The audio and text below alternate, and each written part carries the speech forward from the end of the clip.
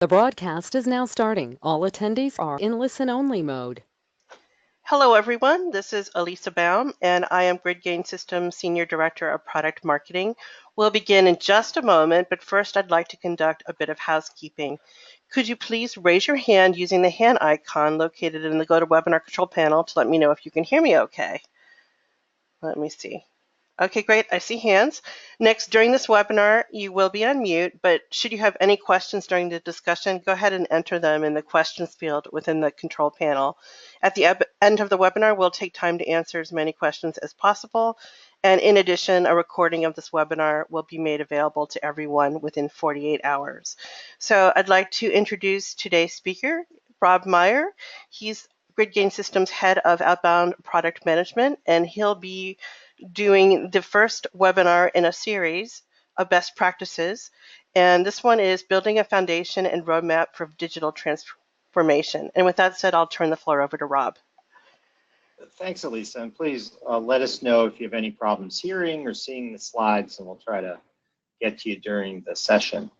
As Elisa said, I run outbound product management here. I've been working on various types of middleware and integration and SOA and BPM, digital business technologies for 25 years now. And every time one of these big transformations comes, it starts more as an art form that's developed by the early adopters. And over time, it becomes a little bit more systematized. The tools tend to embed some of the best practices. But where we are right now is it's still a little bit of an art form. So what we thought we'd do starting about a year ago is try to pass on some of the best practices that we were seeing across different projects, but something was still missing, because sometimes we get asked, before you even implement, what are some of the best practices in the organization around the people, the processes, and the technologies, and how you fit them together to get started and start working on some of these projects. So that's what we're going to start with this webinar and continue over the next several months. We're going to be talking about the people, the processes, the technology as a foundation for in-memory computing, which is a foundation for digital business, which is in turn a foundation for improving the customer experience, which is probably the biggest improvement just about any customer-facing business can make over the next decade. So I want to start by unpacking that and explaining what I mean, because I think it's important to understand why we focus on in-memory computing and digital business if we're going to be successful. So why is it a foundation? Well, what I find interesting is if you look at an existing IT budget, take a look back over the last 20 years, and usually it was 20% of the whole IT budget, which includes everything from putting in phone lines to putting in servers to everybody's salary within IT. If you added it all up, about 20% would get spent on the new, and 80% would get spent on just keeping the lights on maintenance and ongoing applications. Those various legacy applications that were called legacy because they were actually used. But today, IDC and some others are seeing as much as 40% of technology spend in an average IT budget being spent on digital business or digital transformation, which is adding up to trillions of dollars next year. So why is it that some things are getting cut and budgets are being raised so much? Because that's really the only way you can spend 40% of all of IT budget on something. Why is it that these budgets are getting raised so much? And I can think of at least a trillion reasons, because the first example that comes to mind is Amazon, which right now has about $1 trillion market cap and 500,000 employees and about 200 billion in annual revenues. They understand the importance of a good customer experience. Their net promoter satisfaction scores are in the 70th plus percentile, which is really high. And they understand the importance of multi-channel because they bought Whole Foods. They get that brick and mortar, and having a face-to-face experience is as important as what's online. So every every industry is going through this. Everybody has their Amazon as a competitor that they're looking at. The banks have Apple Pay, they have PayPal, and the list goes on. The reason a lot of companies are doing this is because they do realize the customer experience is what makes the difference here, what keep people. There have been several studies done on this. Harvard Business School, or HBS, has done a study. McKinsey has done other studies. So have PricewaterhouseCoopers, or PwC, and MIT. They did a big study on this back in 2004. But here's the summary. It turns out that those who have figured out, really digested digital transformation across the people and the processes, not just the technology, but all three areas, they do about 50% better in gross margins and in profits than the laggards, the bottom quartile of companies in a given industry. And it's pretty consistent. The results are pretty consistent in terms of an order of magnitude difference across these different analysts. The question is, why? Well, if you dig into it, it turns out this is actually dramatically underestimating the total impact of the why, that is improving the customer experience. And so what I thought I'd do is just for a minute go through the math with you to help you understand, because you probably will have to explain this internally inside your organization at some point, or find the person who understands it. Because if you find someone like a chief customer officer inside your business, that is probably the person writing the really big checks and helping you drive this as an initiative. There's some great stats out there. I put some links at the bottom from Help Scout, which has always been gathering some great customer service stats for retail. And this is more of a retail example than other industries, but it applies to banking and some others, and I'll go through some other stats as we're going through this session and going a little bit deeper technically. But basically, there are two ways to improve your profits and your revenues. One is to build a loyal customer base by giving them a better experience. The other one is to rescue your customers when they're dissatisfied. Either one of these can lead to that 50% increase in gross margins or profits, because just increasing your customer retention by 5% can just about double your profits.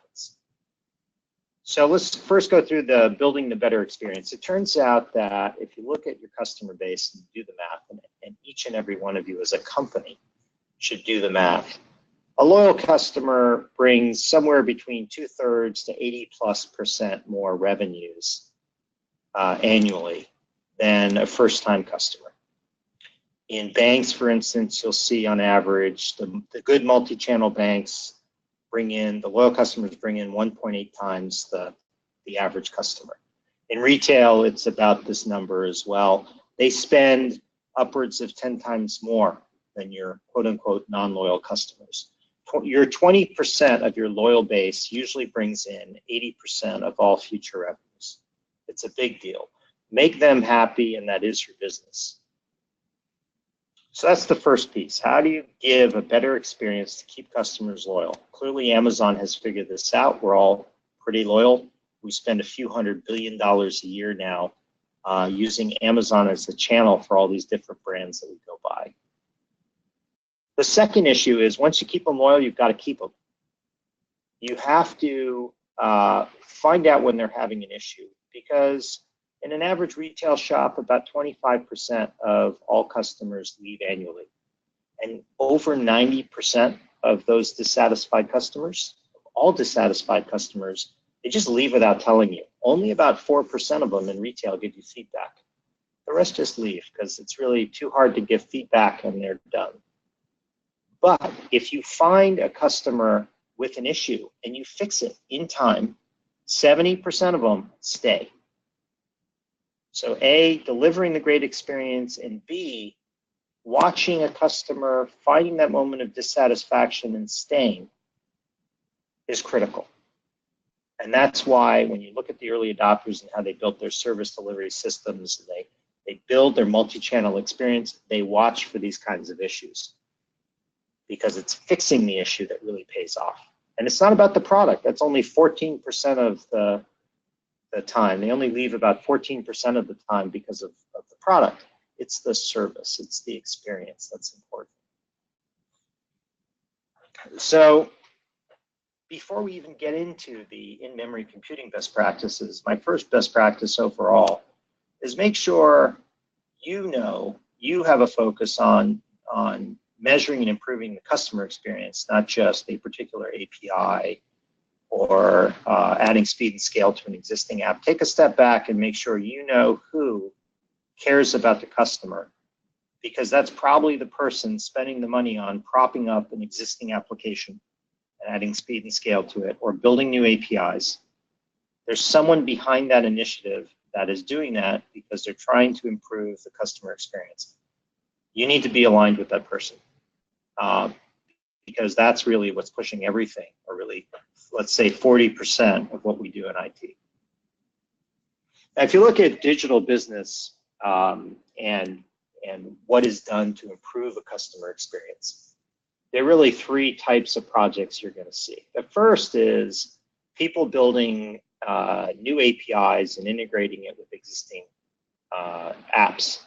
So they might be taking an API to open up some part of their business, restructuring it as some kind of interface, an API that's more consumable and easier to use.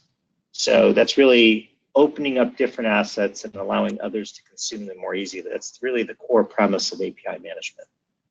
The second piece is around adding a digital brain or digital smarts. That could be real-time analytics for watching what is going on in a channel or watching what customers are doing. It could be processing sensor data coming in if you have a connected supply chain or a connected vehicle, for example, and you're delivering something around a connected vehicle.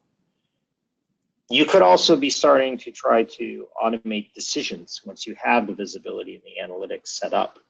So people are starting to play around with machine learning or deep learning or artificial intelligence, whatever you call it. It's really around intelligent decision automation. Underneath all of this, you may also be trying to do this a lot faster and acting more like a quote-unquote internet startup as a big company. That requires a lot of architectural best practices, including building this layer that allows you to change much faster in some of these projects than the much slower changes that go on in the ERP apps or in the mainframe systems. That's not easy. That is one challenge. That's not really the biggest challenge, though. If you've gotten into some of these projects already and been building some APIs, and you look at API management vendors, you'll see things like you can throttle an API. You can actually put in place policies to limit how many times a particular customer or a particular API is used. Those kinds of throttles are put in because of a fundamental problem with the underlying systems, which is they simply cannot handle the speed and scale that's being thrown at them whenever you become more digital. Just over the last 10 years, with what we've been doing so far, if I look across the companies I've talked to, and I look at various studies, the amount of queries has gone up between 10 and 100 times or even 1,000 times in some of these banks and some of these retailers. I look at someone like an ING, their mobile traffic goes up 25% a year because their mobile banking customers generate 7 times the load of their internet customers, which generate a much greater load than their branch customers. I'll hear numbers more generally that are around 10x more load from mobile apps and APIs. And that's just our behavior. We do searches all the time for the best price on Amazon, all the time on Expedia for the best hotel room and the best location. We generate so many more queries because the information's there for us to use. And so queries have gone through the roof and transactions have gone up because we split up our purchases. We don't do weekly shopping runs anymore. We buy every day on Amazon. We buy little things and get them when we need them. So So queries and transactions have gone through the roof. So is the amount of data. We generate so much data now. We store so much data that across the planet, we store about 50 times more than we did a decade ago. We're into the zettabytes now. And it's not transactional data that we're storing. It's data about experiences, it's social data, it's sensor data, everything but the transaction. It's about 80 to 90% of this other kind of data is all the data that we've been interested in, and we're desperately trying to use it to do things like improve a customer experience or improve operations. And then finally, we're being asked to do things much faster in these self-service processes or these online processes. At Amazon, I just buy. I don't walk around aisles. I can buy cars online. A lot of things have been automated under the covers that make that experience simple. But the short of it is, for most companies who are trying to become more digital, they're being asked to handle 10 to 100 times more interactions with 50 times the amount of data and do it 10 to 1,000 times faster.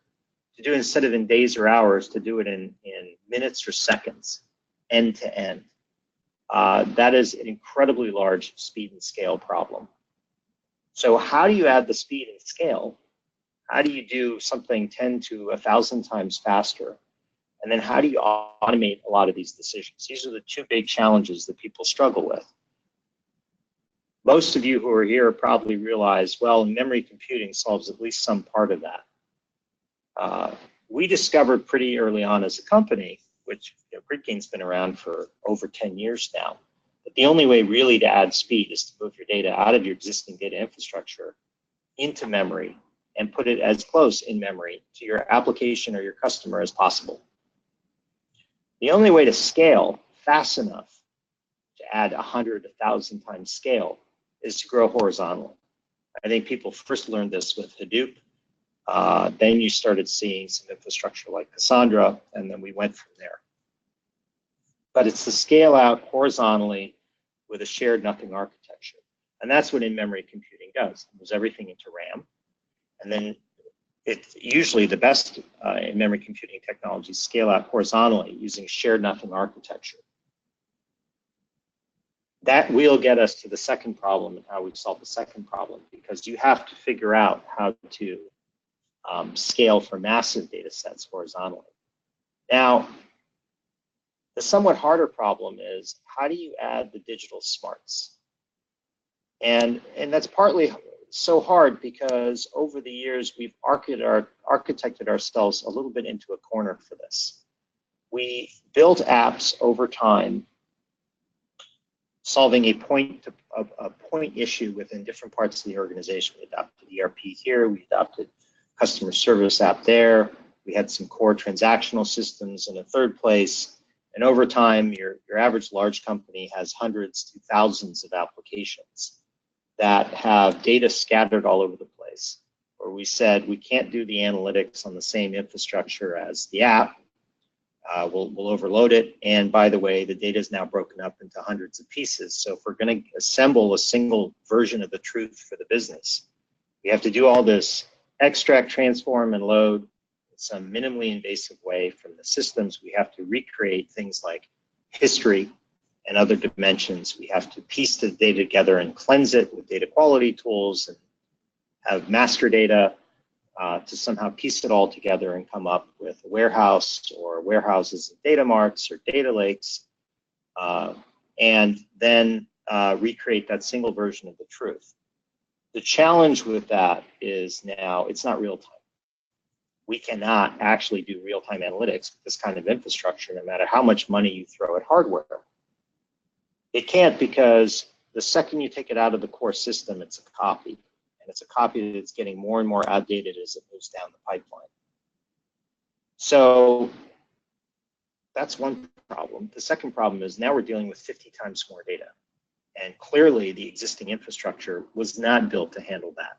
And in many cases, when you look at where you're adding in Teradata, or you're adding in Hadoop, you're dealing with that problem. So how do you make this handle so much more data and be real time? Gartner started talking about the concept of HTAP, or hybrid transactional analytical processing, to use in-memory computing to perform the analytics in place in the same place as the data for the transactions. The 451 group, if you've heard of them, they start calling it HOPE, and I like HOPE. I'm a positive guy, for one. At least will testify to that. But the second is it talks about hybrid operational analytical processing. And I like HOPE mostly because it talks about the fact that you need to be doing analytics during every interaction or operation, not just transaction. But most people that you hear are gonna be talking about HTAP. You should understand the difference. Within in-memory computing, as a foundation for HTAP, what happens is, for most of these deployments, once you move the data into RAM, if you're going to scale horizontally, you have to be able to partition the data the right way. And so what happens is you figure out how to partition and break up the data to run things like SQL. When you get really smart, you start to figure out how to partition it for other types of computing. And in fact, in-memory computing is really in-memory data management co-located with in-memory computing, or a general purpose in-memory compute grid. That's how we implemented ANSI 99 compliant SQL when we do distributed SQL for the data. But we also do it for C++, for .NET, for Java, and this is part of the core Apache Ignite framework and what we leverage inside GridGain as well. So that kind of compute grid, you start to realize once you start using it for something like SQL, you realize that's what you really need for something like advanced analytics or machine and deep learning or AI. It all has to be co-located to be fast enough at scale to be able to do something within an interaction. So you'll see that inside in-memory computing, you'll have these kinds of HTAP capabilities that you can start to take advantage of once you've opened up the data, once you've used the memory computing to, let's say, prop up and add speed and scale to an existing application. Now, Gartner says, and they'll tell you, because they talk to literally thousands of companies, and your average analyst probably talks to 300 or 400 customers a year. They'll tell you the reality of what's really going on with the memory computing versus the theory. And if you look at their statements about in-memory computing, it's being used everywhere. It's being used in 75% of cloud native app dev. It's being used by about a quarter of the large organizations today. Let's say within the next 3 years, these organizations will be adopting in-memory computing platforms. But today it's being used point to point. And that's a real issue, because if you think about what you're trying to accomplish with in-memory computing, you're trying to add speed and scale to your data.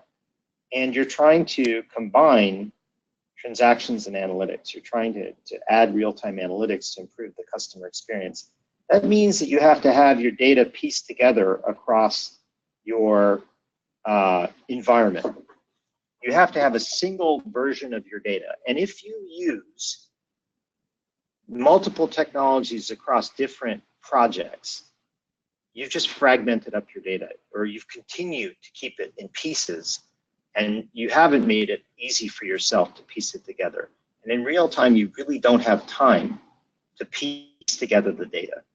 So what you want to be doing is you want to look ahead a little bit and think about the projects that you're going to need to implement to add speed and scale to your existing channels, or build up your new channels, or implement some cloud applications. How do they fit together? You're going to start looking to build out your roadmap so that you can use common technology across these different projects. And that's partly what we're going to talk about. That instead of doing what Gartner's saying companies will do in reality, buy a platform down the road, you're going to want to start to buy the common pieces today and figure that out. Because really your hardest challenge is, how do you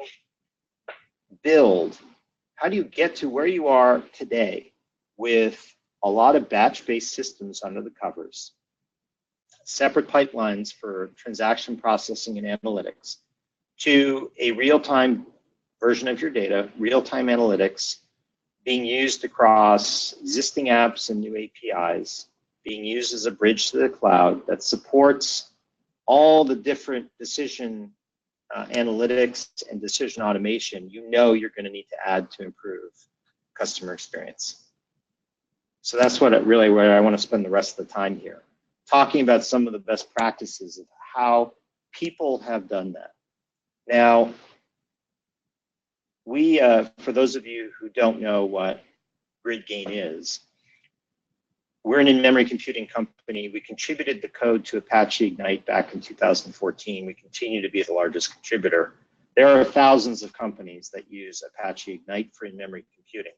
There are hundreds of some really large companies using it for their business critical applications and using it across different types of projects for more general purpose in-memory computing. What we've been doing is pulling out some of their best practices, either getting them to talk or us trying to summarize it to give you a sense of how people have succeeded. What are some of the best practices that they've used? We do surveys, for example, each year to try to figure out where people are in their journey. If you look across the people who answered this last year, this is a survey we do every year. We're actually in the middle of doing it this year, and we should have the latest results soon. You'll see that a good 50% are using in-memory computing just to add speed and scale to existing apps as an in-memory data grid. They slide something like GridGain in between their database and their app. It supports SQL, so without major architectural changes, they can add speed and scale and kind of trick the application into thinking it's talking to the database when it's actually talking to an in-memory computing layer. And then from there, they branch out into other projects. So a good 40% of them are using it to build new APIs or build new applications with high transaction rates. There are even another 33% or so that are doing streaming analytics, whether they're using Apache Spark with Apache Ignite or GridGain, or whether they're doing something else. And a good quarter of them are now at some phase of doing machine or deep learning against the data, where they're pushing compute that are basically machine learning, linear regression, multilinear regression algorithms, or a neural net of some sort, processing straight against the data. They're doing it together. What these companies have done is they have a common shared cluster or a few of them that they're doing many of these projects on top of. And that's how they're keeping their data together. That's how they're not letting their core and memory computing foundation fragment across these projects. So what we typically see is a pattern across these companies. Typically, they do start by adding speed and scale to their existing apps, adding in an in-memory data grid. Once they've freed up that data, once it's in memory, and it is the same copy of the data that's what's in the underlying systems, they start to build new things on top of it. And this is very consistent. They're often building new APIs. We see that in many of the projects. Sometimes they're storing new types of data and doing streaming analytics. That's a direction that could happen before the APIs. It could happen after. And now we're also seeing some continuous learning types of projects. But there is a common pattern. So what I want to do is start to explain through a series of webinars how people are actually going through this and what are some of the best practices. We're starting with the foundation today. So let's go through some of those tips and tricks we see before they even get started with their first project. How do they plan ahead and think about the people and processes and technologies that they have used to be successful with some of those future projects down the road? And the first one is, I think this should be pretty obvious. We've talked about this a few times. Make sure you design around the customer experience. There are a few that have talked about this at length. One of them is ING Bank. You can see just by looking at what comes out of ING that they are aligned from the top down, from the CEO down, that this is about improving the customer experience to the point of becoming a tech company that delivers a great experience that just happens to be a bank. So Levin Merck is one of the architects there. He actually came out of the SOA world. So I know him from a different life, a different past life. And he's been working on this for some time now in the retail banking side. And he talked about this in the In-Memory Computing Summit back in 2017. It is taped. If you want to see practitioners talking, go to imcssummit.org. There are plenty of sessions there about how people have done different types of projects. I highly recommend you go watch someone like Levin. But I'll go through some of his slides and explain some of the tips and tricks behind it. You will hear from Levin, and you'll hear from David Fallon as well, who's another ING retail banking person. They focus on a seamless cross-channel customer experience from brick and mortar and branch to mobile and web. It's got to be a frictionless, easy experience. There are some things you do in a bank branch, like open up a loan. There's some things you're going to do at an ATM, like pull out cash. There's some things you're happy doing on a phone or on a mobile app. But you have to have them all integrated together. This is why the big multi-channel banks have done the best with digital transformation, why they get 1.8 times the revenues compared to a digital-only upstart bank or even the brick and mortars that haven't succeeded with digital business, because they've created this better experience. They spent a while architecting properly to architect from the outside in. They have built a number of data services called Shield ING, where they have the data captured in the APIs in a different format. And APIs look different from web services. Web services are designed around orchestration. APIs are designed to be consumed as an API by an outside entity who doesn't know really as much about the internals of a bank. And if you as an architect haven't seen that difference in refactored APIs, I highly recommend you figure out how to do that. To really understand the difference between the two. Most of my favorite architects have gone through that experience and had their aha moment that way. So ING has been through this. They refactored. They were a big SOA shop. They still are. They use BusinessWorks. They have a big middleware layer, but the APIs are different. So they designed their data services to support their customer experience services. That's what the C and the E in ICEP stands for. And the business services are designed as public APIs that are a contract. They are a product offered to the outside world for regulatory reasons. There's an initiative called PSD2, which basically requires banks to open up their bank accounts and customers to outside players like an Amazon or PayPal. And so they have opened these up as products that are easy to consume, as public APIs that are built on top of private APIs that give them the flexibility to change everything underneath without impacting the public API. And then they've layered this on top of their data services, which are things like customer, account, that have a different structure than their underlying mainframe systems or their underlying Cassandra store or relational databases that they're using across the company. So think about how you layer from the top down to create more of a perspective of what the customer goes through, their experiences from the business process to the business level APIs down to the data services you need to create to build that experience and to add the speed and scale. They added these layers in memory. Shield ING and ICEP are built on in-memory computing because what they realize is every API needs to be able to respond sub-second, no matter what. And they couldn't do it. The middleware alone that accesses the back-end systems couldn't get below 200 to 300 milliseconds end to end.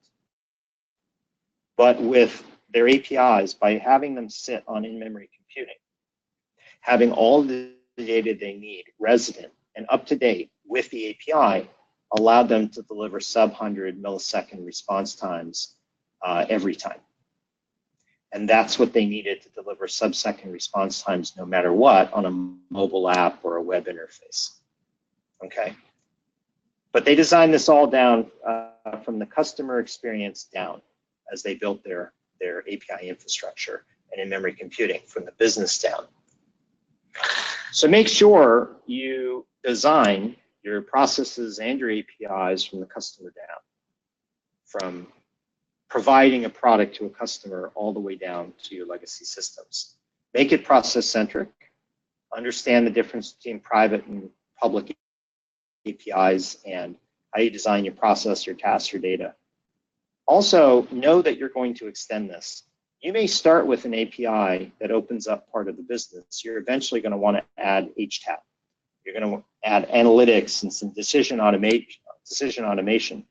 Your APIs should be structured so that at some point in that chain of public and private APIs, most likely the private APIs, you're going to be able to add the analytics and decision automation in there without impacting everything else. Designed for change. When you're doing all this, this is a significant effort that goes over time. Make sure you're aligned. Know who your chief customer advocates are. It could be a chief customer officer. It could be someone like Levin, who's also a good process architect and understands the importance of these APIs. You might have API product managers as well. Know who these people are and what the focus is around the customer experience. Okay. Best practice number 2, I like to call it, you can't violate the laws of physics. I'll explain who gave me that term later. It was a good one. But basically, batch cannot do real time. It's impossible. So don't try to do it. You're going to build a new real-time layer on top of your existing systems, and you're going to have to figure out how to keep them in sync. Don't let yourself be trapped by the batch limitations of your underlying systems. So for example, ING had to go through this. They were offloading from their mainframe to add speed and scale, and they weren't able to scale the mainframe to that level. They basically already hit the limit. And scaling a mainframe is really expensive regardless. When they built this in-memory computing layer, the combination of the business and the data services, the APIs, they also had to think about how are they keeping their data real time. If you're used to an OLAP or an ETL kind of pipeline, you know that you're transforming and enriching and cleaning, you're cleansing the data, and then you're making it consistent over time. How do you keep that consistent in real time? ING had already done all this on their data integration side. They started moving some of those best practices in when they were building real time. They knew the difference. We used to have a line in SOA in the old days, back in the mid-2000s. We said dirty data in, dirty data out. And that basically meant that SOA didn't really care about the data.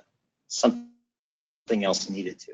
In this case, ING started building out caches for their master data. So you have you build things like your master data for your dimensions, for your reference data about the customer and other parts of the business. In memory as well, that you can then reference really quickly so that as the data is coming in, usually at the point of entry, you're cleaning it right away. So it's not dirty data in, dirty data out at each step of your data pipeline as you're processing data. So you're going to start investing in these types of pieces for data management, real-time data management. At some point, you're going to need to look down your project list and figure out what you do when. For each project that has a positive ROI, when should you be investing in some of these pieces? I was talking to another big bank. They have a huge project. Internally, it's more on the commercial side, not on the retail side. They're already investing in their MDM master as part of that project. They've decided we're going to invest a little bit back from the return we're getting in this bigger project to make sure we're getting the data management right. So make sure you know when you're going to invest in these things in your data management, your transformation and cleansing and data quality, as well as your master data management, because you're building a new real-time data management layer. So build your new layer. You're going to build something that has real-time APIs with a real-time data management underneath. You're going to have logic to fire off to the batch-based systems. In the case of In the case of ING, they fired off to a mainframe.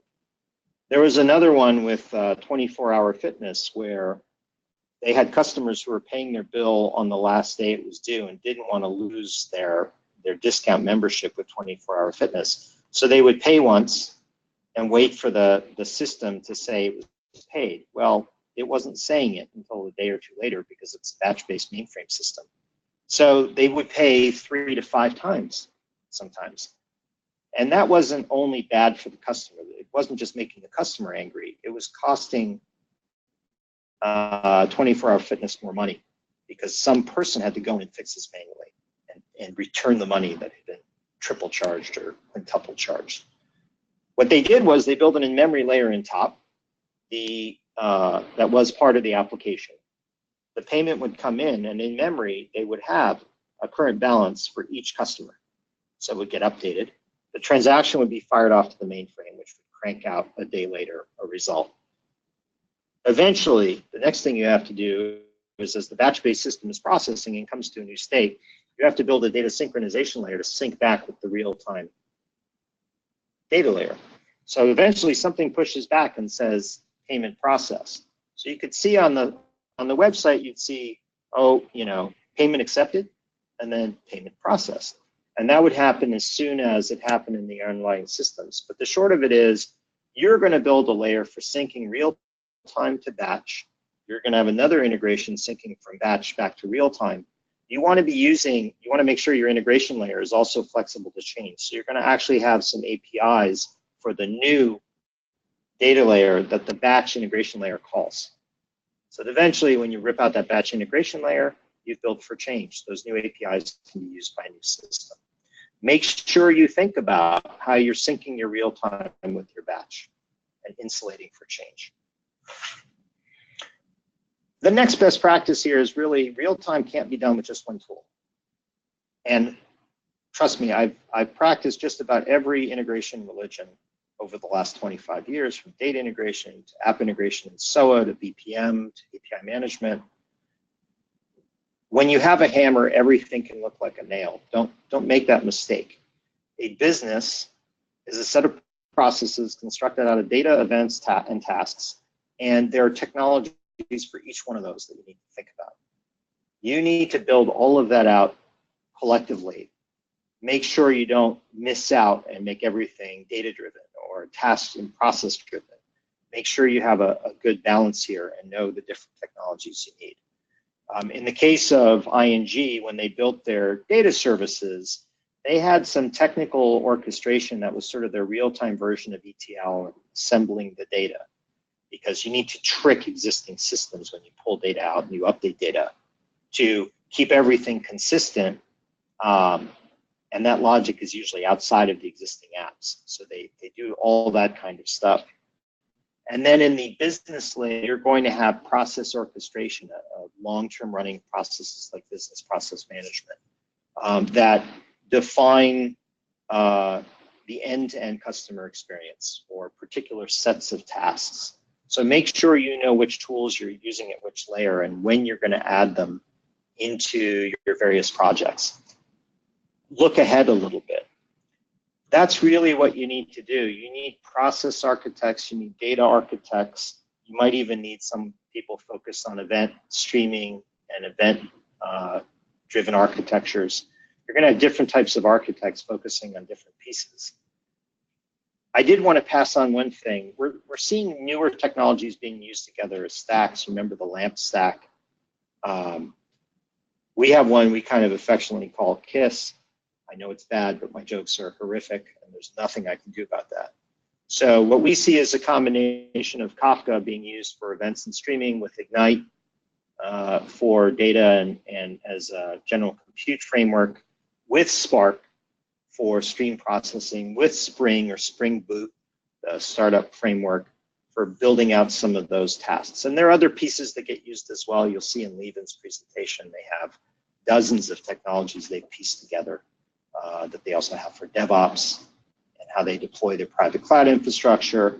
But make sure you know what pieces you're using for all the data, the events, the tasks, and processes that you're building, because each and every one of them is important. Designed for speed and scale, and for HTAP at scale. Here's where the line about you can't violate the laws of physics came from. It came from Chris Berry at HomeAway back in 2017. He was talking about how HomeAway, which is a part of Expedia, it's also been called VRBO back in the past, they rent out houses. HomeAway and Airbnb have equal parts of that big market. They're $20 billion plus companies.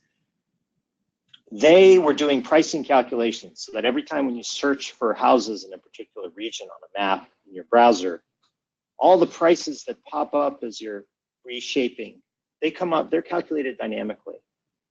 The pricing information that was needed for each of those calculations for each of those houses was 250K. They do some batch optimization as they're calculating. But the short of it was, there's no way they could use caching technology to do this, because something like Redis or Memcache, you would scale it on a cluster of boxes that were separate from the application. They needed over 110 gigabytes a second peak for nearly 500,000 pricing calculations a second to support the loads. And even if there wasn't a network problem, it still took half a second just to fetch the data over the network for one batch. And they were doing 2,500 batches a second peak.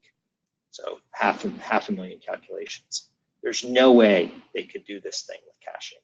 They needed to push the data, to push the compute to the data, or do co-located computing. And that's exactly what they do with GridGain.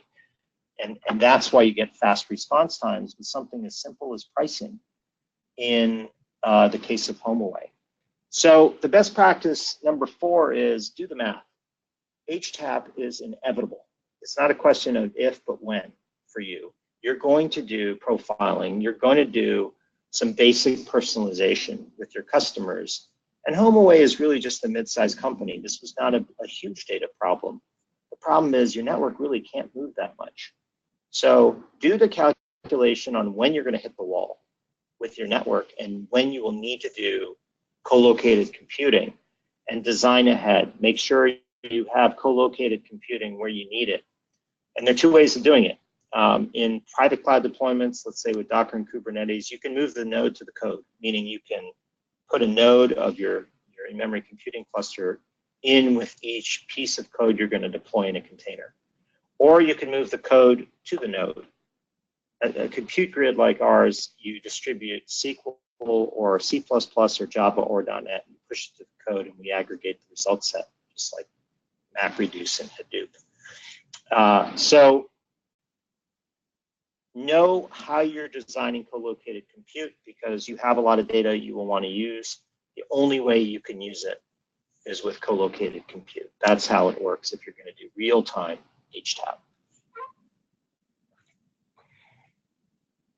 Now that we've talked about some of the basics, your final best practice, you've got to prioritize your real-time projects based on your greater plan on how all these pieces need to fit together over time.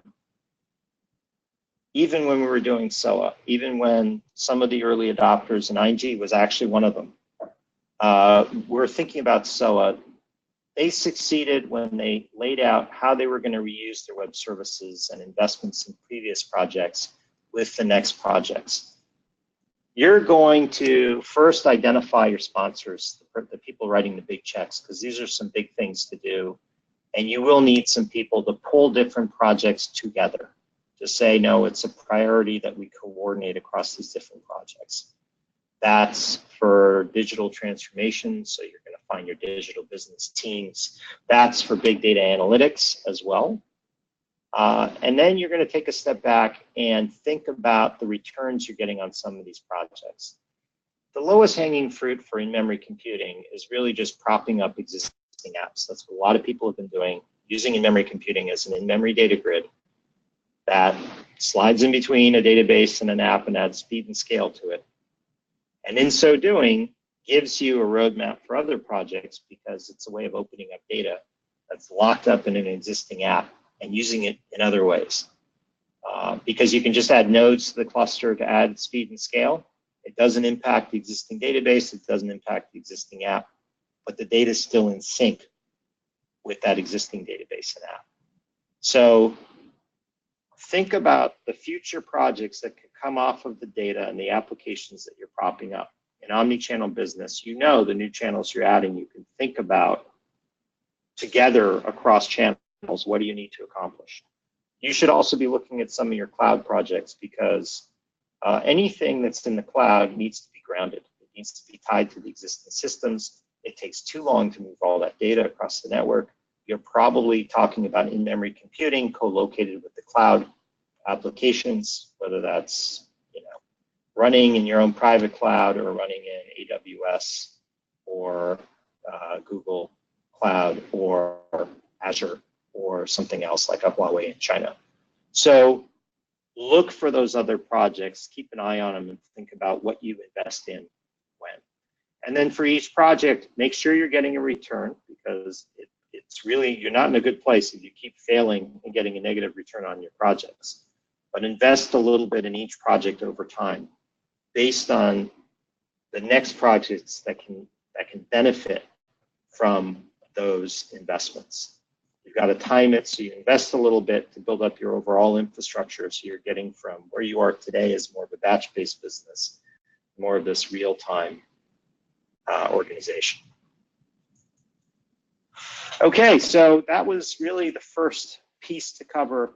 The next one we're going to talk about is adding speed and scale and what some of the best business practices are. We'll also spend time talking about new applications, building new APIs, bridging with cloud services as we move more into private and public clouds.